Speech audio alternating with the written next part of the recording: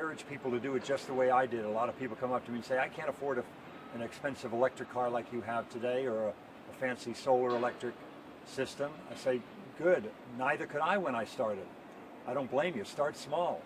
When I started in 1970, I had to do the cheap and easy stuff first. So the message is, pick the low-hanging fruit first, do the kind of stuff you can afford. Energy efficient light bulbs, energy saving thermostat, weather stripping around your doors and windows, bike riding when weather and fitness permit, public transportation if it's available near you, home gardening, home composting. Everything on that list is very inexpensive and easy to implement. And I'm very encouraged being here on campus to see the amount of bicycles here at SUNY-ESF. It's a great college for that alone. The amount of people that get around town on a bicycle is very impressive. Was the college's reputation and its mission, was that one of the things that enticed you into making a cross-country trek to make this speech?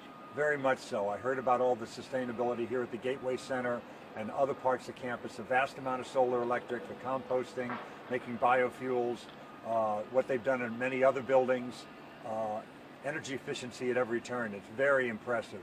And again, the amount of bike riding and the behavior of the students, they all are pursuing a life of sustainability, which gives me hope.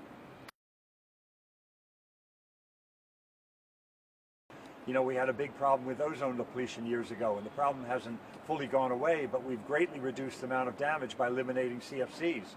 From 1970, when I started to date, we have 4 times the cars in LA and millions more people, but we have a fraction of the smog. If we had just held the line on the same amount of smog, we go, boy, we're good, we're successful. But we've gone in reverse, wonderfully in reverse in this case, to greatly reduce the smog while vastly increasing the amount of cars and people. So we can do this. How drastically, and kind of touched on this, do you think we have to change our lives to make a real difference? I think that we need to do a lot more than we're doing today. People occasionally take me to task for saying, hey, we need to change our light bulbs and put up energy efficient, thermostats and weather stripping.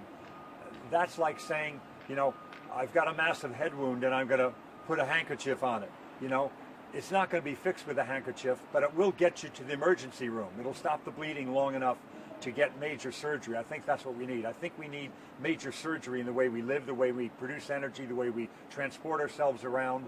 But in the meantime, perhaps a compress on the wound will get us to that operating room where we need to do the big changes. And that's why I suggest everybody do these little things, medium ticket items then, and big ticket items if they can afford them.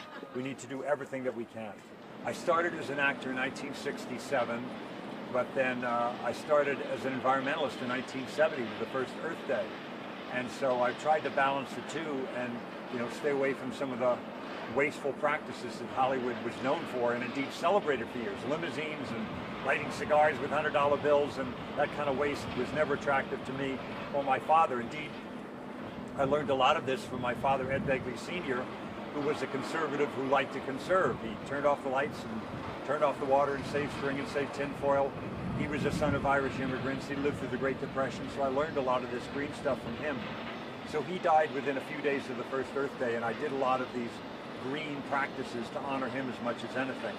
And so, for years there, I just did it kind of silently, and people didn't notice. And around 1990, it started to be known for it, and people were starting to get a little worried back then in the 90s about, someone maybe being too radical and causing them trouble. I remember people come up to me and said, we've got to get this shot tonight, please, don't make any trouble and don't storm off the set. I go, what are you talking about?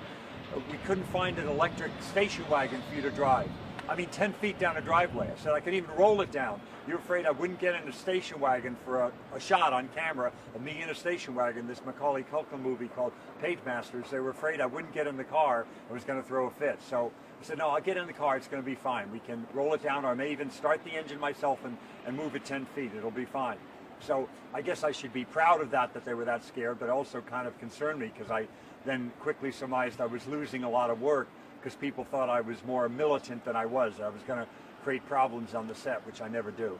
So you're encouraged by what you see people doing? I am, especially here on campus. The behavior of the students, the behavior of the faculty, what you've done with your buildings, what you're teaching here, there's a great reason for hope. I'm working on a show now called Betas for Amazon Prime, and that's very exciting. It's a very funny show and quite bold, things that you couldn't do on broadcast television. I was just on more episodes of Arrested Development that went straight to Netflix, a fine show. Look at what Kevin Spacey is doing with House of Cards now, direct for Netflix. You know, this is another part of our future. Cable and broadcast TV is not going away anytime soon, but each and every year, the share of broadcast TV is getting less and less, and the share of things like, in some cases, cable, and in, with the new media, I think a lot of people, like my grown children who are 35 and 36, they don't have any kind of cable server or anything like that. They just have, a computer hookup, and they have televisions as well. It's just piped into that with a Roku or what have you, and they're watching, Netflix shows and watching things in that way. They don't have any kind of cable service or dish or anything. They're doing it differently, and I think a lot of people are inclined to do that. How different is it now than when you first started back in My Three Sons? The business is so different now than it was 1967 when I started working as to be unrecognizable.